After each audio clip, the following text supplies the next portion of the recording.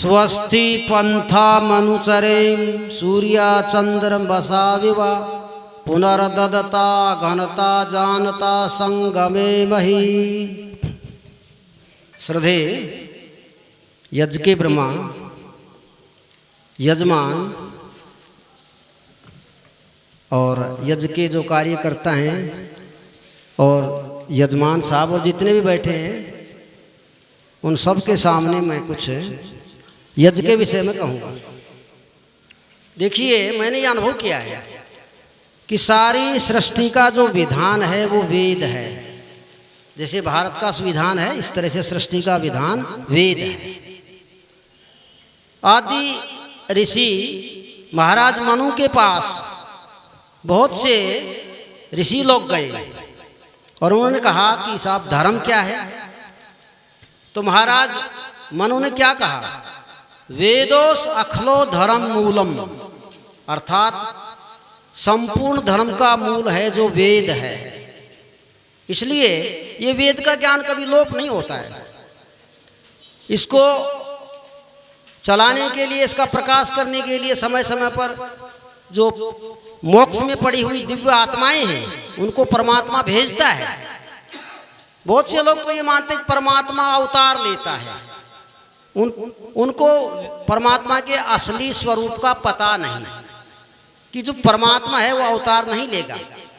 अवतार लेगा तो जन्म और मरण के बंधन में आ जाएगा, और फिर जन्म मरण के बंधन में आ जाएगा तो वही जीवात्मा के 6 विषय, ज्ञान, प्रयत्न, इच्छा, सुख, दुख, ये सारे के सारे उस पर लागू हो जाएंगे। इसलिए परमात्मा अवतार नहीं लेता है।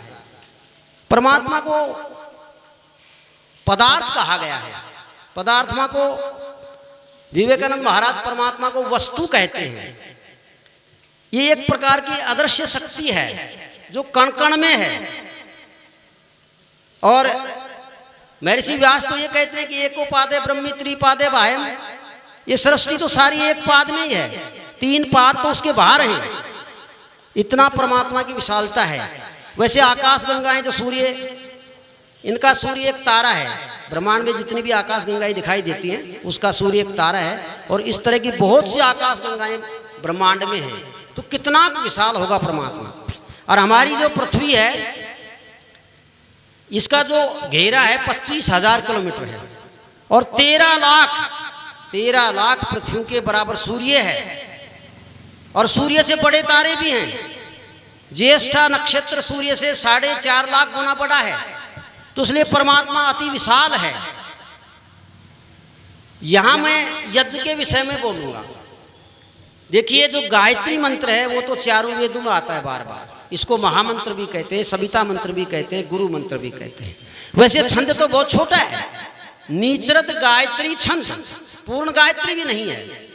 और गायत्री संत क्योंकि सबसे छोटा है, जगती संत सबसे बड़ा है, 48 मात्रा का है, गायत्री 24 मात्रा का है। इसमें तो गायत्री मंत्र में तो 24 मात्राएं भी नहीं, 23 मात्राएं हैं। नीचरत गायत्री छंद है। लेकिन इसमें जो परमात्मा से बुद्धि मांगी है, बुद्धि का मंत्र है।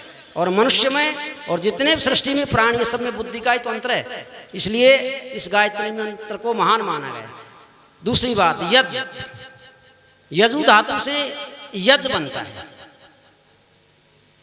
यज्ञ के 3 अर्थ हैं, देव पूजा, संगतिकरण, दानेशु। अर्थात यज्ञ में 3 काम होते हैं। देव पूजा, अब देव कौन है बता रहे थे, ब्रह्मा जी की ददाती इति देव है, जो देने वाला है वो देव है। तो इससे तो पंचभूत जो देव हैं इन सब की पूजा हो जाती है, जल, पृथ्वी, वायु, अग्नि, आकाश इनके। और संगतिकरण, इसके सम्मुख हम बैठते हैं तो संगतिकरण भी होता है, और इसके निमित्त ज्ञान भी हो जाता है, दान भी हो जाता है। इसलिए 3 काम यज्ञ में होते हैं, दान, संगतिकरण, देव पूजा। अब यज्ञ के विषय में शतपथ ब्राह्मण, जो ऋग्वेद का ब्राह्मण ग्रंथ है, उसमें क्या लिखा है, यज्ञ वही श्रेष्ठतम कर्म है। अर्थात सबसे श्रेष्ठ कर्म है वो यज्ञ है। दुनिया का सबसे श्रेष्ठ कर्म है वो यज्ञ है। और यज्ञ का समय भी दिया गया है, संधि के समय में होना चाहिए, सुबह या शाम। उस समय में यज्ञ होना चाहिए, क्योंकि परमात्मा को याद करने का सबसे उत्तम समय वही है। तो इस तरह से यज्ञ के बारे में अथर्ववेद में, ऋग्वेद में आता है, अध्वर वही यज्ञ, अध्वर वही यज्ञ, अर्थात यज्ञ जो है हिंसा रहित है। कोई आदमी निरंतर यज्ञ करता रहेगा तो वो बिल्कुल ही दयावान हो जाएगा, हिंसा उसके मन में नहीं रहेगी। वैसे साधारण बोलचाल की भाषा में हिंसा का मतलब होता है मार काट करना, लेकिन शास्त्रों की भाषा में हिंसा का मतलब है कि बुरे विचार भी नहीं लाना, मन में किसी के प्रति बुरा नहीं सोचना, वो हिंसा है। तो जो आदमी लगातार यज्ञ करता है तो बिल्कुल दयालु हो जाता है, हिंसा रहित हो जाता है, ये वेद कहता है। दूसरा है, एक जगह आता है यज्ञ वही भगै, यज्ञ ऐश्वर्य युक्त है, भग माने ऐश्वर्य, यज्ञ जो है ऐश्वर्य युक्त है। यज्ञ से 14 चीजें मिलती हैं, ज्यादा विस्तार में मैं नहीं जाऊंगा।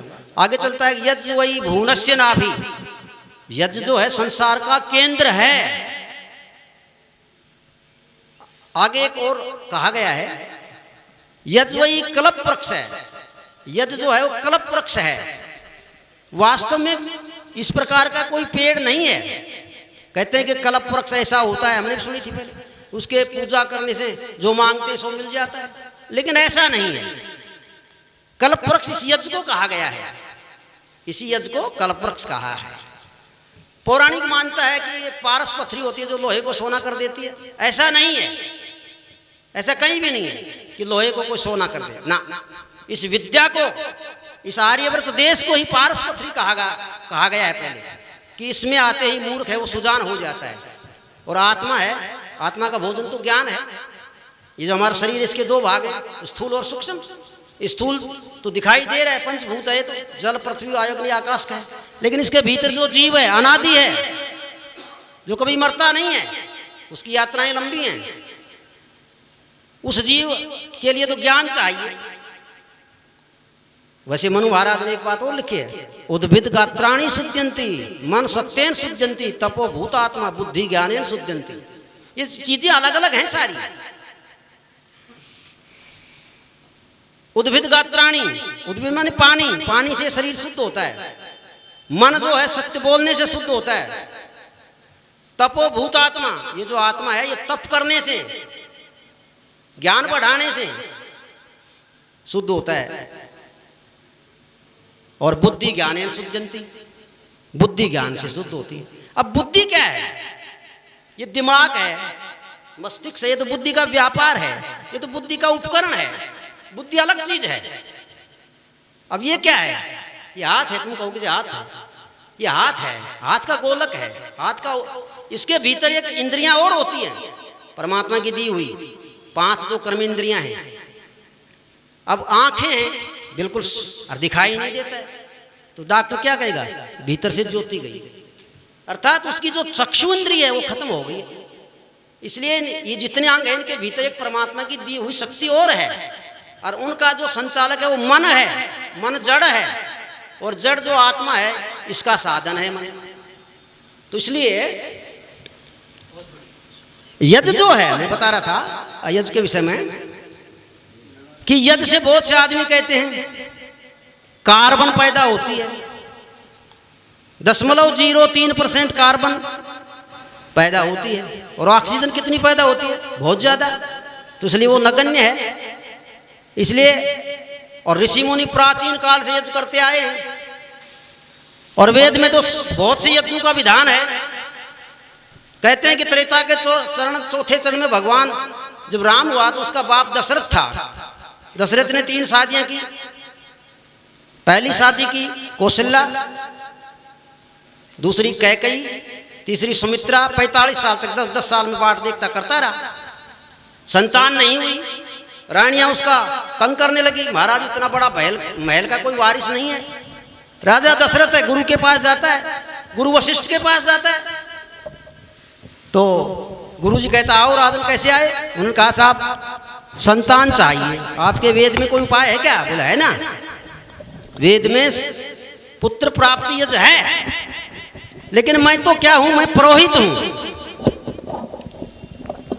मैं हूं ज्योतिषी। ये पुरोहित के पास जाओ जो कर्मकांड करता है ना, उसे पुरोहित कहते हैं, पुरजमाहित, पुरोहित। तो आप संगेरी ऋषि के पास जाओ और संगेरी ऋषि आता है और उसको नुस्खा बताता है, यज्ञ करते हैं और यज्ञ के बाद में उनको संतान पैदा हुई, ऐसा रामायण कहती है। तो इसलिए यज्ञ से है, इससे सब चीज़ मिलता है। आप निरंतर निरंतर कुछ, और वेद का 5वां मंत्र है, 5वां मंत्र क्या कहता है? स्तुति प्रार्थना का 5वां मंत्र क्या कहता है? प्रजापति त्वदेता नन्यो विश्वजातानि परिता बभूव यत् कामास्ते जुहुमस्तन्नो अस्तु वयम श्याम पतियोरण्याम। हम लोग जिस जिस पदार्थ की कामना लेकर के आपका आश्रय लेते हैं, भक्ति करते हैं, यज्ञ करते हैं, वो कामना हमारी पूरी होती है। वेद का मंत्र कहता है। और वेद क्या है? परमात्मा की वाणी है, अपौरुषीय है वेद। वेद किसी पुरुष का बनाया हुआ नहीं है, अपौरुषीय है। परमात्मा जब सृष्टि बनाता है तो वेद कहता है त्रिविष्टा, तिब्बत के ऊपर कुछ जोड़े जवान अवस्था में पैदा करता है। अब ये बात में नहीं जचेगी कईयों के तो, और उटपुटांग की बात तो जच जाएंगी, भूत पिशाच राक्षस की तो। लेकिन वेद कहता है कि परमात्मा जब सृष्टि की उत्पत्ति करता है, 4 अरब 32 करोड़ इस सृष्टि की सीमा है, और जब सृष्टि की उत्पत्ति करता है तो अंत में मनुष्य की उत्पत्ति होती है। प्रक्रिया बड़ी लंबी है, इतना समय मेरे पास है नहीं है। तो उस समय क्या होता है कि कुछ जोड़े जवान अवस्था में परमात्मा बनाता है। आपने विचार किया जवान अवस्था में क्यों बनाता है? अगर बूढ़े बना देगा तो उनका पालन पोषण कौन करेगा? संतान भी नहीं। बूढ़े बना देगा तो संतान नहीं होगी, और जवान बना देगा तो पालन पोषण कौन करेगा? इसलिए परमात्मा कुछ जोड़े जवान अवस्था में ब्रह्मा जी के साथ बनाता है। अब ब्रह्मा जी जो है पहला ऋषि है, इसलिए महर्षि दयानंद बार बार लिखता है ब्रह्मा से लेकर जयमिनी पर्यंत। व्यास जी का जो अंतिम चेला था जयमिनी, वहां तक जिसने मीमांसा दर्शन लिखा, तो वहां तक जितने ऋषि हैं, मैं तो उन्हीं का मार्ग बताने के लिए आया हूं।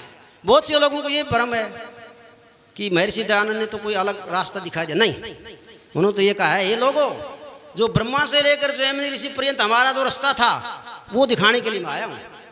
इसलिए यज्ञ बहुत जरूरी है करना, हर काम में यज्ञ करना चाहिए।